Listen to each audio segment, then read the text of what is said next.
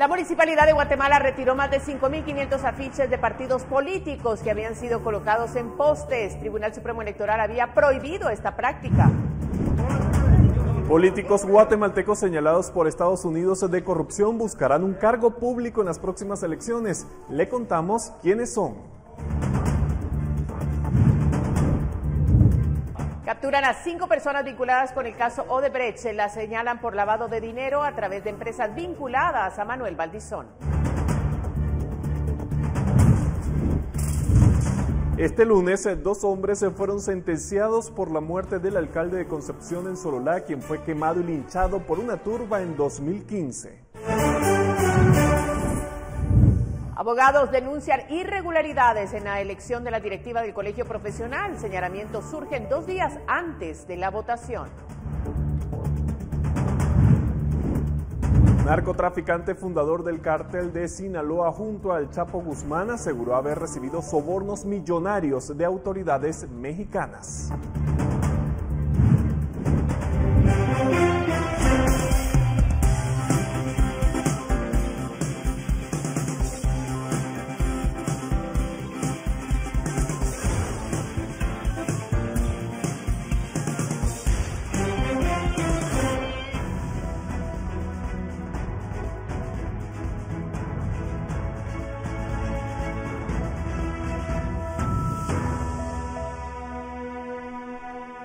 ¿Cómo está? Buenas noches, gracias por informarse con nosotros iniciando la semana, nos da mucho gusto y estamos listos para llevarle lo más destacado de la información. Alberto, buenas noches. Buenas noches para ti, María Luisa, y para todos los televidentes de la emisión estelar de Noticiero Guatevisión. Arrancamos la semana, pero lo tenemos que hacer bien informados. Así es que de inmediato con las noticias, porque la Municipalidad de Guatemala dio a conocer que retiró más de 5.500 afiches que habían sido colocados por los partidos políticos en los postes de la ciudad. La acción responde a una prohibición emitida por el Tribunal Supremo Electoral para que las agrupaciones políticas incurrieran en esta práctica. Tras la convocatoria de elecciones el pasado 20 de enero, los partidos políticos comenzaron con la colocación de afiches en postes públicos, una práctica que está prohibida en esta fase del proceso electoral. El domingo la Municipalidad de Guatemala comenzó con el retiro de los afiches de propaganda anticipada que habían colocado los partidos, luego de que finalizara el plazo de 48 horas que había otorgado la comuna para que de forma voluntaria las agrupaciones políticas quitaran el material. Esto debido a una solicitud que el Tribunal Supremo Electoral les hizo a 3 municipalidades para retirar los afiches. Además de la comuna capitalina, el TSE hizo la petición a las municipalidades de Villanueva y Mixco. Esta última comuna dio a conocer hasta este lunes el oficio en el cual se le pide el retiro de la propaganda, y durante un recorrido por algunos de los sitios de este lugar aún se observan materiales colocados en postes. Una fuente del TSE confirmó que el registro de ciudadanos tiene 4 expedientes bajo análisis en contra de igual número de partidos para determinar si se aplicarán sanciones por el uso de los postes para estos fines. Se trata de expedientes en contra de las agrupaciones políticas UNE, Unión Republicana, Humanista y Viva. Las multas pueden ir desde los $50,000 hasta los $250,000, aunque si los partidos logran desvanecer los señalamientos, puede archivarse el expediente. Según los plazos del TSE, la campaña puede comenzar hasta el 27 de marzo, por lo que en estos momentos no se pueden llevar a cabo actividades de este tipo. Con imágenes de Erika Ávila, informó para Noticiero Guatevisión, Henry Montenegro. Bueno, y pese a los señalamientos hechos por Estados Unidos en su contra por supuesta corrupción, 7 políticos guatemaltecos buscarán participar en las elecciones de este año. Entre ellos hay un expresidente, 5 diputados y un político. Conozcamos quiénes son y de qué se les acusa. Algunos ya están inscritos, otros únicamente proclamados, sin embargo todos tienen en común que buscan competir en las elecciones de este año, pese a los señalamientos que Estados Unidos ha hecho en su contra por diversos hechos. 2 de ellos ya fueron sentenciados en aquel país. Uno de los casos es el de Manuel Valdizón, quien fue condenado en Estados Unidos por lavado de dinero, sin embargo regresó al país y tras ser beneficiado con medidas sustitutivas por 2 casos de supuesta corrupción, busca ser diputado encabezando el listado nacional del Partido Cambio. El pasado sábado se sumó al listado el expresidente Alfonso Portillo, quien fue condenado a 70 meses de cárcel en Estados Unidos por recibir dinero de forma ilícita de Taiwán. Ahora ocupa la casilla 5 del listado nacional para ser diputado por el Partido Viva. A esos casos se suman 5 diputados, quienes han sido señalados por Estados Unidos e incluido en la lista Engel por supuestos actos de corrupción. Entre ellos se encuentra el diputado oficialista Alan Rodríguez, expresidente del Congreso, quien es señalado por Estados Unidos de supuestamente otorgar subvenciones a cambio de sobornos y quien ya fue inscrito como candidato a diputado por Sololá con el partido Vamos. Se suma el caso de la parlamentaria Sofía Hernández, quien fue señalada por el país del norte de supuestamente abusar de sus poderes legislativos para intimidar a sus opositores y ahora ocupa la tercera casilla de diputados por el distrito de Huehuetenango con el partido Vamos. También figura el diputado Felipe Alejos, quien es señalado por Estados Unidos de trabajar de una forma que no es consecuente con un servidor público y ahora busca la reelección para diputado con el partido Todos. Además se contabiliza al diputado Jorge Vargas de la UNE, quien ahora busca llegar al Parlacén y a quien se le señala de supuestamente controlar contratos y operaciones en los puertos del país. Asimismo, el diputado Boris España, a quien Estados Unidos lo implica en supuestos actos de corrupción en el país y quien pasó del partido Todos a Vamos y ahora buscará una reelección. Informaron para Noticiero Guatevisión Henry Montenegro y José Pablo del Águila. Bueno, y capturan a 5 personas por su relación con empresas de Manuel Valdizón, por medio de las cuales habrían lavado dinero. Hay 7 personas que no fueron detenidos en los operativos de este lunes. La Fiscalía Especial contra la Impunidad, FESI, del Ministerio Público informó que se capturaron a 5 personas, incluidos abogados, y que formarían parte de una red delictiva vinculada a Manuel Antonio Valdizón Méndez, ex candidato presidencial de Guatemala y que en la actualidad aspira a una diputación en el Congreso de la República. La investigación es parte del caso Odebrecht, en el que Valdizón es uno de los personajes que se benefició recibiendo dinero de sobornos. José Rafael Curruchiche, jefe de la FESI, detalló que a solicitud de esa fiscalía, el juzgado de mayor riesgo de autorizó diligencias de allanamiento, inspección, registro y secuestro de evidencias para hacer efectivas órdenes de aprehensión en contra de 12 personas vinculadas a Valdizón. Para hacer efectivas órdenes de aprehensión en contra de 12 personas vinculadas a la estructura criminal del sindicado Manuel Antonio Valdizón Méndez. Las órdenes de aprehensión son por los delitos de lavado de dinero u otros activos, asociación ilícita y falsedad ideológica, entre otros. Es así como la Fiscalía Especial contra la Impunidad continúa dando resultados contundentes en la investigación del caso Odebrecht que demuestran a la población guatemalteca que no vamos a permitir que ningún hecho quede impune y no escatimaremos esfuerzos para garantizar que todos los que resultan responsables rendan cuentas ante la justicia. Los detenidos son señalados de los delitos de lavado de dinero u otros activos, asociación ilícita y falsedad ideológica. Entre los capturados están Manuel León, abogado y exfutbolista, Héctor Antonio Aldana Castillo, Loida Fabiola Mérida de León, Pedro Vinicio Salín Tuctuc y Astrid Violeta González Ramos. Este día en el juzgado de mayor riesgo de se les hizo saber el motivo de su detención. Con imágenes de Carlos Hernández, reportó Edwin Pitán. Convidex, la mejor opción para bajarle al estrés, presenta. Vamos a cambiar de tema porque este lunes un tribunal condenó a 2 hombres a 16 años de cárcel por la muerte del alcalde de Concepción en Sololá en 2015. Uno de los culpables es el ex jefe edil de esa comunidad. 2 hombres fueron condenados a 16 años de prisión por la muerte de Basilio Huracán Lejá en Concepción Sololá el 11 de octubre de 2015. Él era el alcalde de esa comunidad. El Tribunal de Mayor Riesgo C este día encontró culpables de asesinato y lesiones leves a Cruz López Salazar, exalcalde de Concepción, y a Rolando Huracán Cruz por la muerte de Huracán Lejá. A criterio del tribunal, ambos cometieron el asesinato en calidad de cómplices y en muchedumbre. Por esta razón tuvieron una rebaja de la pena mínima que se había impuesto. En el juicio se estableció que el ex jefe edil Huracán Lejá estuvo retenido por la población de Concepción durante 5 horas. Según los reportes, la víctima aún pidió auxilio a la Policía Nacional Civil a las 9 horas de ese día, pero nunca llegó la ayuda. A las 14 horas fue asesinado. El grupo de pobladores lo señaló de perpetrar un ataque armado y esa fue la disputa que causó el linchamiento aquel 11 de octubre. Que los acusados, Rolando Huracán Cruz y Cruz López Salazar, son responsables penalmente como cómplices en el delito de asesinato en agravio del señor Basilio Huracán Lejá. Total delito se les impone 25 años de prisión inconmutable, que por considerarse que se cometió el mismo en delito de muchedumbre y haber sido condenados en calidad de cómplices, se les rebaja la pena en una tercera parte, quedando la misma en 16 años, 8 meses de prisión inconmutable. El Tribunal de Mayor Riesgo C ordenó al Ministerio Público continuar la investigación debido a que la Policía Nacional Civil no intervino en esa ocasión. Se resaltó que había calles y veredas de acceso al municipio para rescatar al alcalde y no ocurrió. Las averiguaciones ordenadas alcanzarían a la exministra de Gobernación, Eunice Mendizábal. Con imágenes de Carlos Hernández, reportó Edwin Pitán. Convivex, la mejor opción para bajarle al estrés, presentó. Bueno, y vamos a hablar de un tema muy importante, porque al menos 50 accidentes de tránsito al día se registran en el área metropolitana. La gran mayoría protagonizados por conductores que van a excesiva velocidad o bajo efectos del alcohol.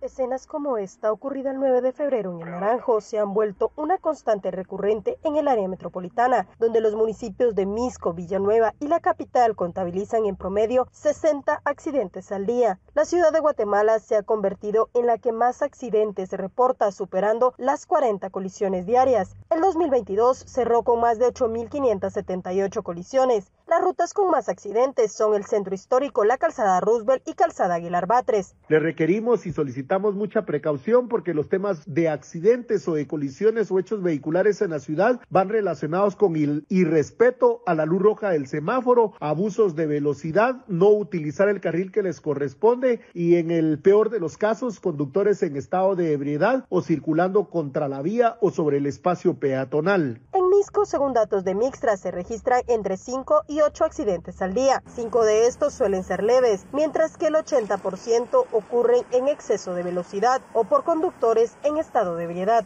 Estamos hablando de que hablando así, tal vez a grosso modo, tal vez el 3% de fatalidad y el porcentaje más pues únicamente son leves o con personas heridas. La ruta más peligrosa en Misco es la Interamericana. Tenemos operativos perennes sobre el kilómetro 23, kilómetro 22, sobre todo el kilómetro 20, donde estamos verificando el transporte pesado, transporte colectivo, que vaya en su carril correspondiente que legalmente está establecido en la ley de reglamento de tránsito, pero sobre todo verificamos el estado de llantas, que en algún momento se detengan los del transporte pesado para que puedan descansar momentáneamente incluso el vehículo. En Villanueva, al contrario de lo ocurrido con Misco y la ciudad, aseguran que estos han ido disminuyendo. Aún así, la incidencia sigue siendo alta. Dentro de los accidentes de tránsito comunes, pues tenemos motociclistas derrapados, colisiones entre dos vehículos, vehículos empotrados, y de estos se registran aproximadamente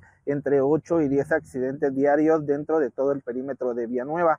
No obstante, los accidentes fuertes como las colisiones múltiples, tráiler volcados, tráiler empotrados, estos han reducido en más de un 75% desde el mes de diciembre a la fecha. Con imágenes de Roberto López, reportó Andrea Domínguez.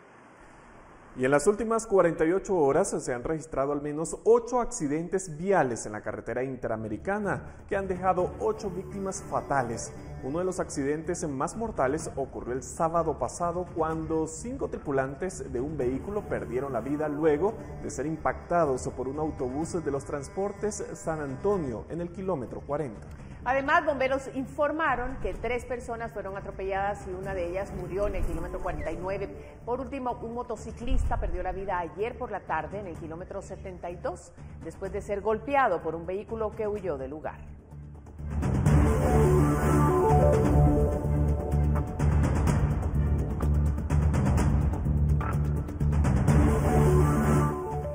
Los bomberos municipales departamentales informaron de un trágico accidente en el kilómetro 67 de la carretera interamericana.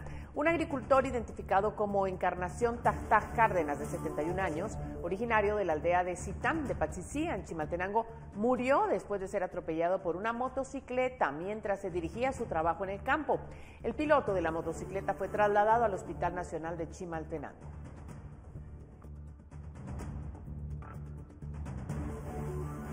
Y esta mañana una avioneta se desplomó en el municipio de San Francisco, en el departamento de Petén. Ante la alerta de los pobladores, socorristas y fuerzas de seguridad se activaron para llevar a cabo la búsqueda.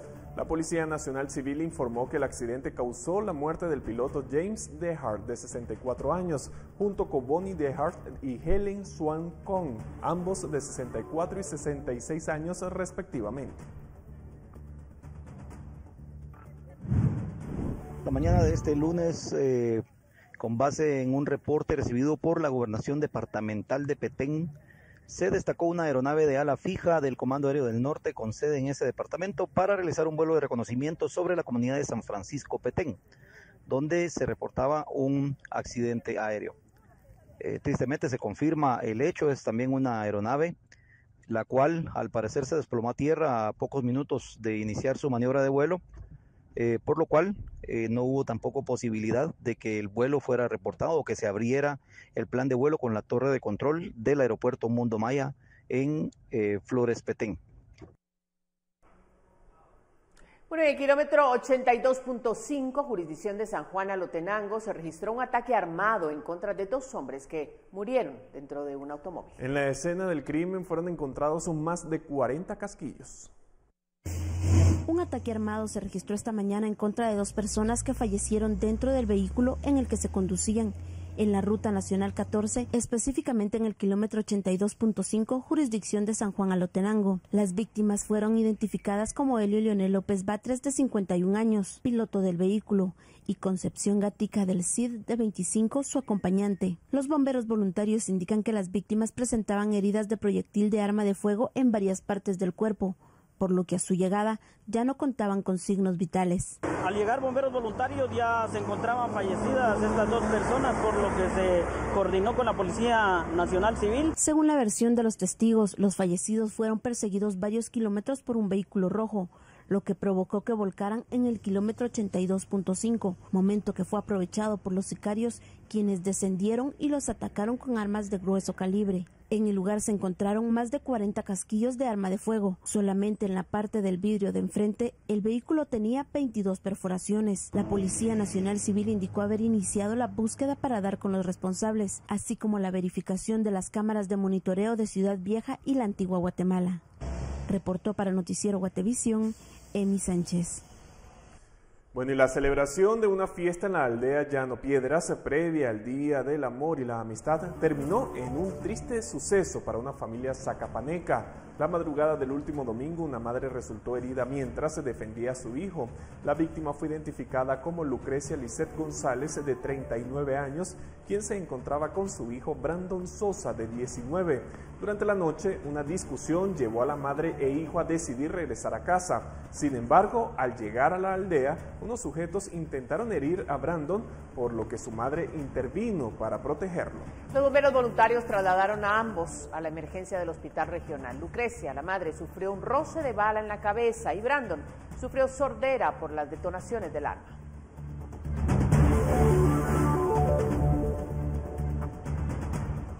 Y hay más noticias. Julio César Ventura, de 54 años, fue encontrado muerto a orillas del río Chegues, en el municipio de San Antonio, Suchitepeques. Familiares informaron que salió la noche anterior a pescar y no regresó, por lo que iniciaron la búsqueda. El cadáver fue hallado esta mañana a orillas del río, junto a su atarraya de pesca. Hasta el momento, las causas de su muerte son desconocidas y será el médico forense quien determine la razón del deceso, ya que no se encontraron señales de violencia.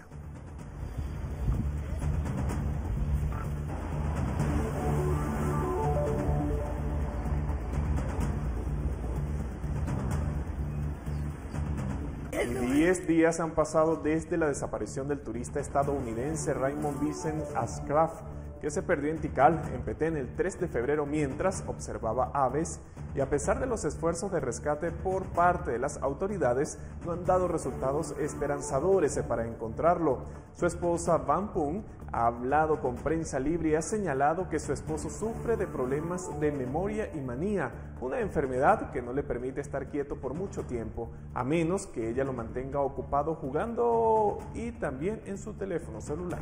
Sin embargo, las esperanzas de encontrar a Raymond con vida se han esfumado con la finalización de la búsqueda del ejército. La CONRED ha mencionado que la norma internacional de búsqueda y rescate establece que después de 72 horas se finaliza el proceso de localización de personas con vida y se pasa a la fase de recuperación de víctimas.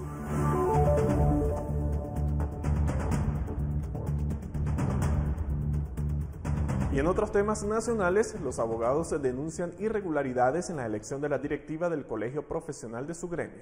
Los señalamientos surgen 2 días antes del proceso de votación. Integrantes de 3 planillas que buscan cargos a la directiva del Colegio de Abogados y Notarios de Guatemala, este lunes afuera del organismo judicial denunciaron públicamente que las elecciones de ese colegio de profesionales tienen irregularidades y altas probabilidades de fraude. Las elecciones de la directiva del Colegio de Abogados y Notarios de Guatemala es el miércoles próximo y 2 días antes del evento se señala opacidad en el proceso. Definitivamente el día de hoy estamos denunciando una alerta de fraude electoral, el cual se está fraguando en sí desde Junta Directiva, a razón de que las directrices son muy claras electorales, y es que el día 15 únicamente pueden votar todos aquellos compañeros pues que se colegiaron previo a la convocatoria a elecciones. Sin embargo, se quiere abrir una mesa más para todos aquellos compañeros que se colegiaron posteriormente. Esto quiere decir que un aproximado de 800 a 1.200 miembros más del colegio que graduó de manera express, pues quieren votar. Esto a razón que la planilla oficial sabe que en primera vuelta no va a ganar y que si no es de esta manera, pues definitivamente no pueden continuar en el poder. Los abogados también denuncian que desde entidades estatales se presionan a profesionales del derecho a emitir el voto por una planilla que sería afín a la actual directiva del colegio. Con imágenes de Carlos Hernández, reportó Edwin Pitán.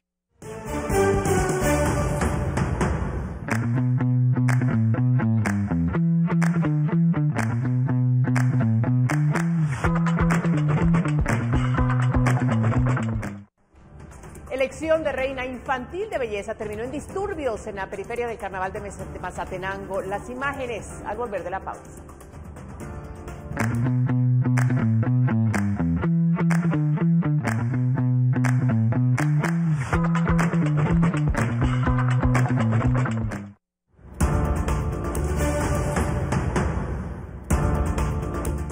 Continuamos con más información. El Ministerio de Relaciones Exteriores informó que inició con el proceso de repatriación de un grupo de guatemaltecos fallecidos en Nuevo León, al norte de México. Según la Cancillería, una funeraria se encuentra preparando los cuerpos para trasladarlos a Guatemala a partir del viernes 17 de febrero, tentativamente. El anuncio vino 5 días después de que una fiscalía mexicana encontrara 14 cuerpos en estado de descomposición dentro de una camioneta sumergida en una localidad llamada Santa María Pesquera.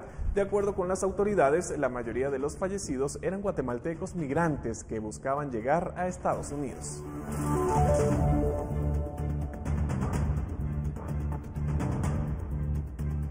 Y la preferia del Carnaval de Mazatenango inició con la elección y coronación de la reina infantil, donde María René Reyes, representante del municipio de San Gabriel, se alzó con el triunfo. Sin embargo, esto provocó disturbios por la inconformidad de simpatizantes de otras candidatas. Aquí tenemos las imágenes. El primer evento de belleza se vio empañado por un incidente en el que personas inconformes con el fallo del jurado intentaron subir al escenario para expresar su descontento. Es un fraude. ¿Cómo van a creer que si ya sabemos desde el principio que le habían comprado a ella la corona? Entonces sí es cierto, fue un fraude. Compraron la corona, son unos corruptos de la municipalidad de Mazatenango y la que presentó esa vaina. Estoy muy indignada. La Comisión de Reinados informó que el jurado estaba compuesto por personas honorables de Mazatenango y que actuaron conforme a las bases al emitir su fallo. La comisión también negó la acusación de venta del reinado y pidió respeto a las decisiones del jurado. Las personas que fueron parte del jurado calificador son personas íntegras, idóneas, que definitivamente no se prestarían para una situación así. Como padre de familia tiene que aprender a enseñar a sus hijos a ganar y a perder. Lamentamos que esto se haya dado de esta manera. Sin embargo, pues yo creo que estamos tranquilos del fallo que nos dio el jurado calificador. La comuna de Mazatenango está analizando medidas para evitar futuros altercados en los eventos de belleza y reducir los riesgos innecesarios para las participantes. Desde Suchitepeques, Marvin Tunches, Noticiero Guatevisión. Bueno, y vamos a hablar de otro tema, la deforestación, así como la construcción de casas y bodegas a un costado de la carretera de acceso a Santa Cruz del Quiché empiezan a afectar.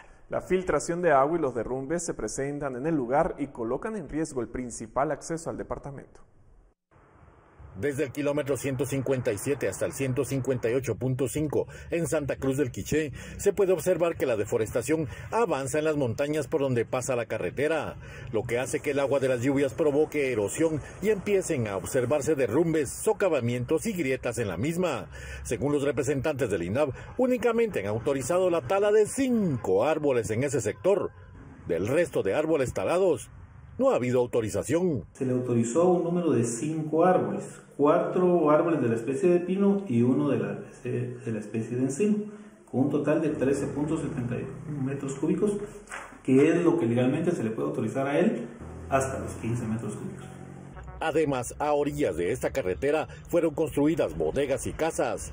Varias cunetas fueron bloqueadas y el agua corre por la carretera y provoca que se filtre y humedezca la tierra.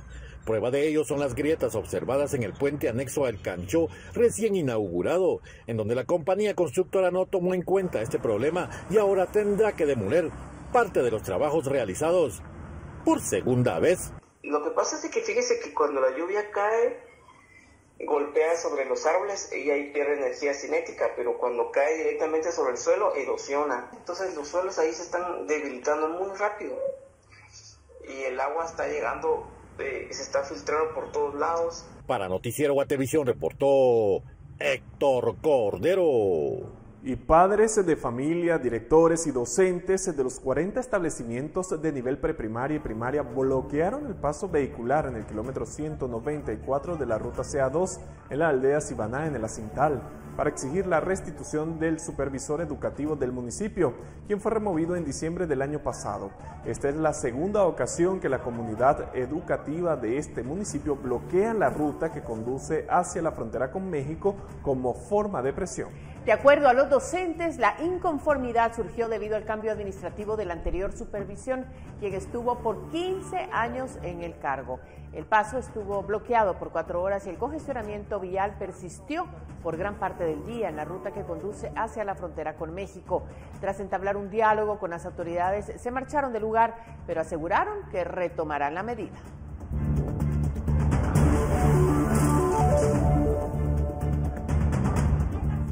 Y al menos unos 20.000 estudiantes en todos los niveles fueron inscritos en el sector público para este ciclo escolar. Según las autoridades educativas, la matrícula podría incrementarse, ya que se implementarán distintos programas de apoyo.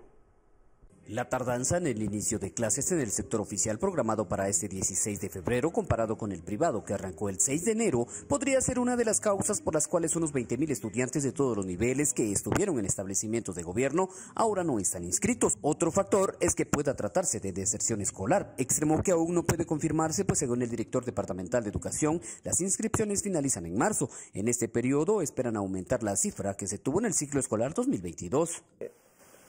Una matrícula de inscripción de 253,000 estudiantes en todos los niveles. Y al momento la matrícula no ha alcanzado ese parámetro. Tenemos 233,376. El funcionario explica que esperan aumentar la cantidad de alumnos y aunque están lejos de la cifra del año anterior, apuestan a que los programas de gratuidad y alimentación escolar, que ahora llegarán a los niveles del nivel básico y diversificado, puedan motivar a los padres de familia y estudiantes. Hay 3 serían en ese caso: alimentación escolar, útiles escolares y el seguro médico escolar.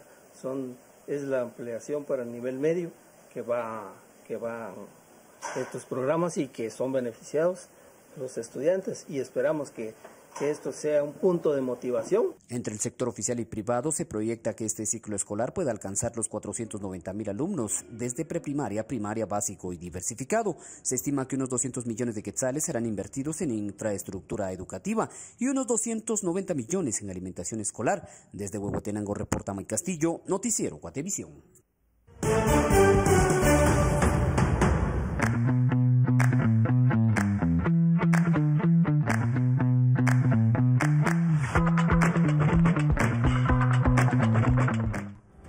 Proliferación de perros representa un peligro para los vecinos de Santa Ana Huista. Se registran 2 ataques. Regresamos con el segmento de Guate Reporta.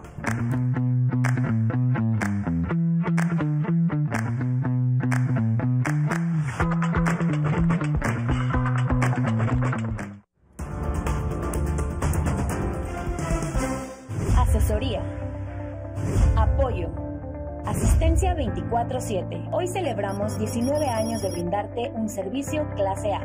CFS Corredores de Seguros. Presenta. Gracias por todos esos mensajes que nos envía. Elder Morales se reportó desde Santa Ana, Huistla, Huehuetenango, y nos envió un video para dar a conocer el peligro que representa la proliferación de perros callejeros en ese municipio. El mensaje da cuenta de que en los últimos días se han registrado 2 ataques en contra de personas que caminan por las calles de la localidad.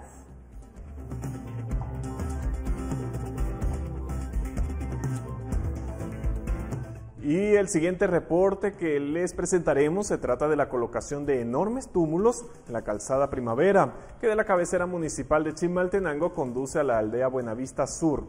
Las imágenes se muestran la colocación de túmulos que protegen la tapa de cajas para el suministro de agua entubada para las familias del referido sector. El problema es que los túmulos están muy elevados y han causado daños a los vehículos que circulan por la calzada. Los inconvenientes han ocurrido en horas de la noche y durante los días. Los daños lo han sufrido vehículos cuyos pilotos no conocen de la existencia de los túmulos.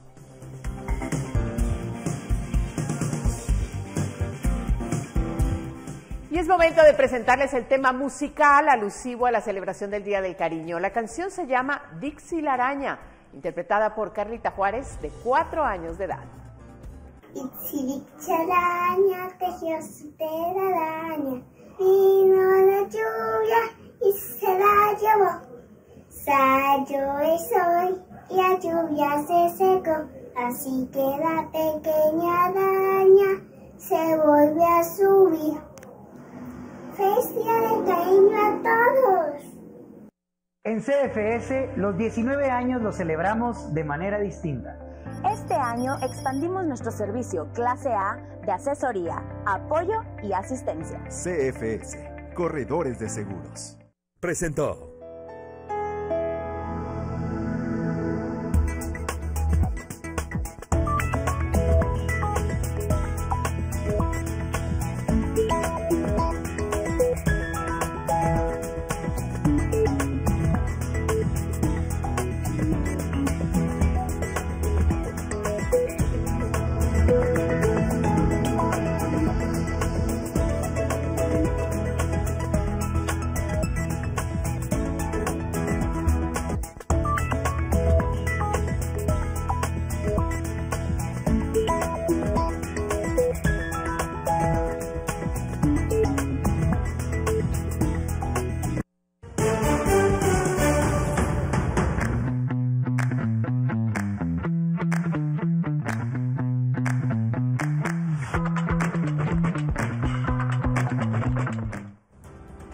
Exportaciones en Guatemala crecieron un 15.2% en el 2022, según el Banco de Guatemala.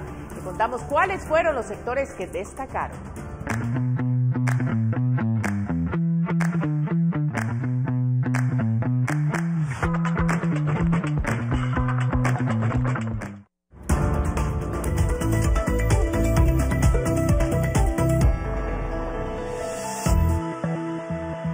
Continuamos con más información y en esta oportunidad para darle la bienvenida a nuestra compañera Paula Osaeta. Es momento de que hablemos de dinero. María Luisa, Alberto, qué gusto saludarles. Hoy les cuento que según lo reportado por el Banco de Guatemala, las exportaciones guatemaltecas se situaron en 15.684 millones de dólares, lo que significó un crecimiento de 15.2% respecto al 2021, cuando sumaron 13.619 millones, en tanto que las importaciones se ubicaron en 32.121 millones de dólares, o sea, 5.513 millones más, con una variación de 20.7%, pues en el año anterior totalizaron 26.607 millones. La tendencia observada apunta que el comercio exterior tuvo una fuerte influencia del factor precio en las exportaciones, sobre todo en los productos agrícolas y en las importaciones por los derivados del petróleo. Y ahora le cuento que del 18 al 22 de enero se llevó a cabo la Feria del Turismo en Madrid, España, donde Guatemala fue el país socio y donde empresas del sector turístico del país tuvieron grandes oportunidades de hacer negocio. ¿Cuáles fueron los resultados? Acá le cuento. El sector del turismo de Guatemala inició el año con el pie derecho al ser el país socio de la FITUR 2023 en Madrid, España. Es decir, que Guatemala fue el centro de la feria, de entre 131 países que participaron. Al evento llegaron más de 22,000 participantes, lo que significó un crecimiento del 99.6% en relación a la FITUR del 2022. Como Instituto Guatemalteco de Turismo hicimos la invitación a 21 empresarios del sector turismo. Nos han comentado que han cerrado más de 500 citas de negocios en lo que duró la feria y en los siguientes días de la feria. Además también tuvimos la oportunidad de participar en diferentes actividades organizadas por la Organización Mundial del Turismo. El Instituto Guatemalteco de Turismo invirtió en FITUR $347,000 y esto tuvo un alcance, digamos, toda la presencia mediática que estuvo en nuestro país de más de 3 millones de personas. Además se tuvo un retorno de inversión en medios de comunicación gracias a este buen trabajo que realizamos como INGUAT de $7,620,058. La directora del INGUAT indicó que ahora que ha terminado la FITUR, el país participará en 10 ferias internacionales más, entre ellas la de Alemania, México, Dubái y Francia, con lo que buscan que las visitas de turistas incrementen este año. Esperamos cerrar con 2.2 millones de visitantes internacionales. Esto representaría un aproximado de un 86% de recuperación en relación al año 2019, aunque sinceramente el mes de enero nos sorprendió. El mes de enero reportó un ingreso considerable de turistas internacionales que representa un 95% de recuperación en referencia al año 2019. Según los datos brindados por Alejandro de León, subdirector del INGUAT, en el 2022 llegaron 1.844.739 turistas extranjeros. De estos, el 81% son turistas y el 19% excursionistas. Esto es un incremento del 177% en relación al 2021. Indicó que el 56% vienen de El Salvador y el 29% de Estados Unidos, y cada uno gasta alrededor de $101 diarios. El turismo en el 2022 representó el 4% del PIB y esperan que este año sea el 5%. Contar con inteligencia emocional al dirigir un negocio es tan importante como mostrar habilidades de organización y liderazgo. Es por eso que hoy en Hablemos de Dinero le daré algunas características que sé que le van a servir. Es clave ser consciente tanto de usted mismo como de su entorno. En los negocios esto finalmente guía la forma en que se comunica con los demás. La empatía es mucho más importante de lo que cree. Así será capaz de entender por qué una persona se siente de cierta manera y en algunos casos tendrá la capacidad de casi sentir lo que otras personas están sintiendo. Esta canalización de emociones funciona de maravilla en los negocios, ya que le permite comprender mejor las predisposiciones y los desencadenantes de su equipo. Juzgar a los demás no es el mejor camino. Ser emocionalmente inteligente va de la mano con ver más allá de la superficie y reconocer que hay una razón detrás de cada reacción o tipo de comportamiento en los negocios. A menudo somos testigos de los errores y los contratiempos que los empleados cometen, pero si juzgamos demasiado rápido, es posible que nunca podamos llegar al fondo de las cosas. Ser flexible y abierto al cambio enseña a todos una o dos cosas sobre el éxito. El líder emocionalmente inteligente siempre está dispuesto a aprender y adoptar nuevos enfoques cuando se trata de negocios. También le enseñan a su equipo la misma lección y por lo tanto todos se vuelven resistentes a quedarse atascados y evitar que ocurra el desarrollo. Espero que tome esto en cuenta, sé que le servirá. Nos vemos mañana con más en Hablemos de Dinero.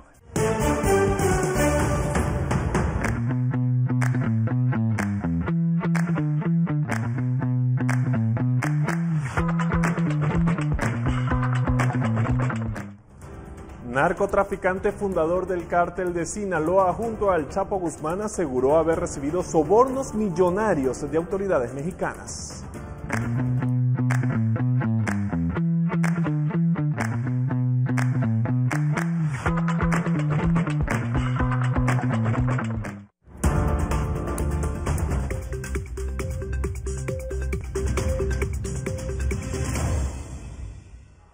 Aquí estamos ya con noticias del mundo. Jesús, el Rey Zambada, uno de los fundadores del cártel de Sinaloa junto al Chapo Guzmán, es el último testigo de la Fiscalía estadounidense para declarar en el juicio contra Genaro García Luna, secretario de Seguridad mexicano, durante el gobierno de Felipe Calderón.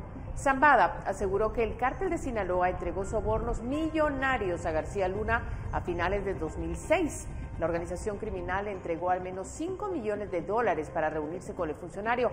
Además, indicó que recibía apoyo de la Policía Federal para descargar droga del cártel de Sinaloa en el aeropuerto de la Ciudad de México. De igual manera, nombró a un abogado que sería el encargado de coordinar los encuentros con García Luna. De acuerdo con el testimonio del Rey Zambada, el objetivo de los pagos eran para proteger y apoyar el cártel de Sinaloa, lo que derivó en la expansión del cártel. Se tiene previsto que luego de las palabras del Rey Zambada se presenten 2 testigos más, quienes finalizarían su participación el martes 14 de febrero. ¿Esperan testimonios el día de hoy? Señora, ¿cómo se siente? Hola, ¿cómo se siente? Y Estados Unidos reconoció que todavía no ha identificado los 3 misteriosos objetos voladores que derribó en los últimos días y que se ha prestado a todo tipo de especulaciones y negó que espía a China con globos como afirma Pekín. El portavoz del Consejo de Seguridad Nacional de la Casa Blanca, John Kirby, aseguró en una conferencia de prensa que todavía no han podido evaluar definitivamente qué son estos objetos, pero que no hay indicios de actividad extraterrestre en los objetos derribados. Kirby agregó que Estados Unidos aún no ha determinado qué son los objetos, pero que no cree que representen una amenaza directa, excepto por las preocupaciones sobre la aviación civil. Sin embargo, como no se pudo descartar que no estuvieran realizando actividades de vigilancia, decidieron derribarlos.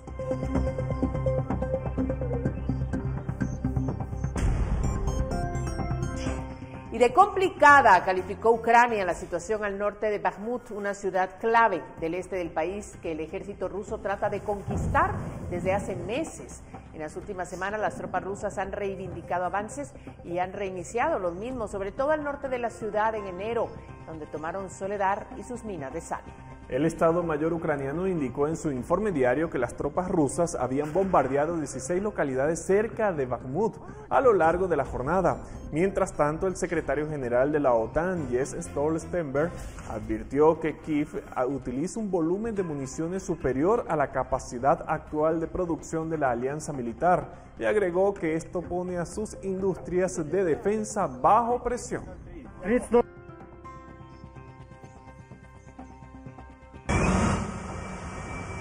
Y de regreso a nuestra región, el cardenal nicaragüense Leopoldo Brenes pidió rezar por Rolando Álvarez. El obispo católico fue condenado el pasado viernes a 26 años de prisión luego de rechazar irse a Estados Unidos con opositores excarcelados y expulsados de Nicaragua. Antes de la misa, el cardenal manifestó a periodistas que la iglesia acompaña tanto a Álvarez como a los 222 opositores excarcelados y desterrados a Estados Unidos. Entre los liberados y expulsados de Nicaragua esta semana hay ex aspirantes presidenciales, periodistas, ex comandantes guerrilleros sandinistas, ex ministros y ex diplomáticos.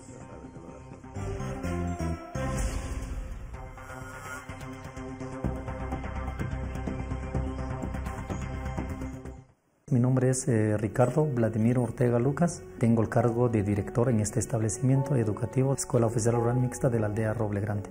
La pandemia vino a cerrar muchas puertas, pero a abrir otras y a sacarle provecho los que realmente en un momento encontraron una luz